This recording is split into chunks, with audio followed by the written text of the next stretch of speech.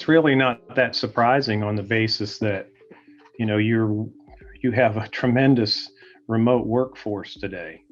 And those that are in designated work environments, you're working with reduced staff because not everybody is considered essential. So the layers of controls and the layers of physical, operational controls that have been historically been in place, in some cases, people are doing workarounds in order to get work done. And anytime you sort of do that workaround around operational controls or third-party controls, you have an opportunity for fraud to occur. The one thing that I'm noticing is with the furloughs and layoffs that have happened, there's been a big breakdown in the communications process and the internal systematic controls that exist within. When you're working, especially in an office collaborative environment, and now you're forced to go and work from home, it opens up a lot of variables that really weren't once there.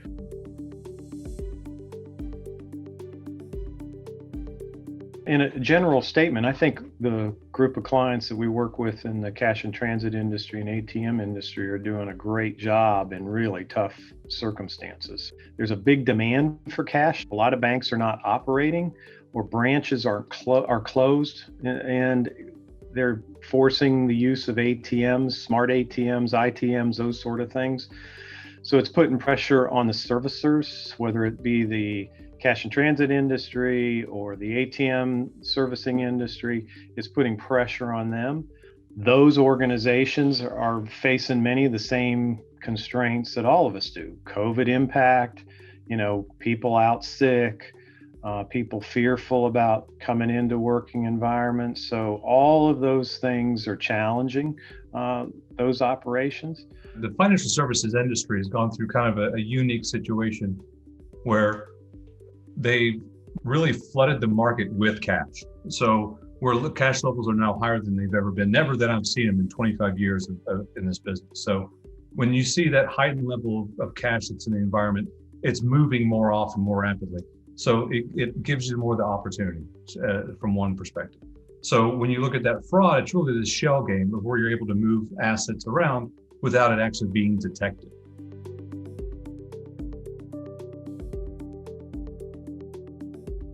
We had an instance where an individual had single control to be able to manipulate the books, the cash deposits, vault balances, etc. That person was able to manipulate and for over 2 years a fraud that had been occurring. Typically these fraudsters have, tremendous need, whether it be a gambling habit or a sick family member or whatever it happened to be.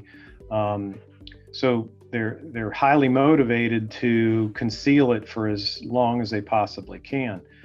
But what's interesting is, in these instances, these were employees that were thought of as very high performers, very highly thought of, people in the organization. Yet when you step back and kind of looked at it, they never took any vacation. They were always willing to work overtime, always willing to come in on the weekends, always willing to backfill for somebody else. All those little red flags were there, but were overlooked on the basis that we have a really committed, high integrity individual willing to look out for the common good of the organization. The one thing that actors, bad guys, especially in the IT world, one thing that they're very good at is they're very patient. So a lot of the systems that have been impacted have really been inside the machines or inside the corporate networks for a long time, 1, 2 years, 3 years, sometimes even longer, just to gather information that's out there to be able to use this information for bad purposes. The vast majority of them believe they're going to pay it all back, so that they're going to be able to run this for a period of time, pay it all back, put it all back to normal, and nobody will ever be the wiser. That's one scenario. The other scenario is the frauds are just going to take as much as they possibly can, conceal it for as long as they can, and just about the time they think they're going to get caught, they leave.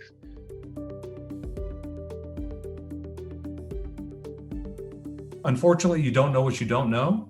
And if you've been doing the same thing for 15 years, you may not be aware of all the new opportunities that are out there to learn to be able to do something differently, to incorporate those best practices into normal integration of your business day to day.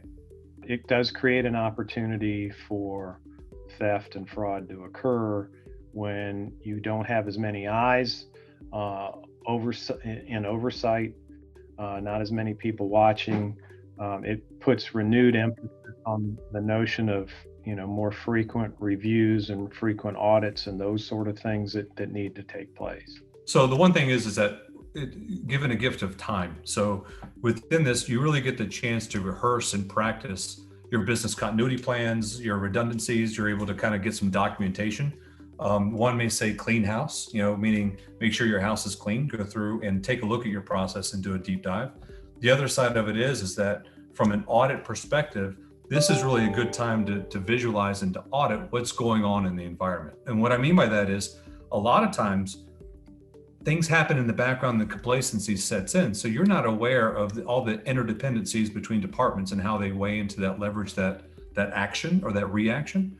So by going through and auditing how the dependencies of this process, it really uncovers a lot of the vulnerabilities that exist. And then you can put very simple blocking and tackling tactics in place to institute those controls. Expense report fraud is the single most common sort of fraud out there. And, people that will cheat on one thing will generally cheat on something else. So it's really, really beneficial to try to nip that stuff quickly. So there's a zero tolerance policy to it. Consistency is the key, irrespective of the circumstance. I mean, you have to stay vigilant on controls and oversight. You can't take anything for granted right now. And you need to vet your employees continuously. So you need to monitor them. You need to find the red flags quickly if they're having financial issues, if they're having external situations that are affecting them that could impact you. All those sort of things are things that we need to be doing every day. The other thing is, you need to promote and communicate to these employees their whistleblower ability.